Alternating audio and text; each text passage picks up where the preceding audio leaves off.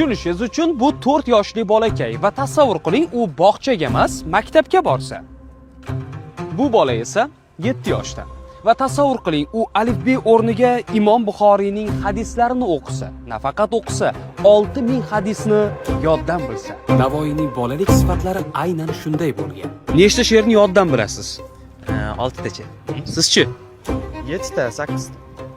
Taxminan 20 tacha bilsam kerak. Barakalla. Navoiy esa o'smirlik chog'ida sevimli shoirning 50 000 bayt she'rini yoddan bilgan. Tushunishingiz uchun bu taxminan mana shuncha degani. Men zamondosh yoshlarimizni aslo tanqid qilayotganim yo'q. Aksincha, inson istasa nimalarga qodirligini birgina ajdodimiz misolida aytyapti.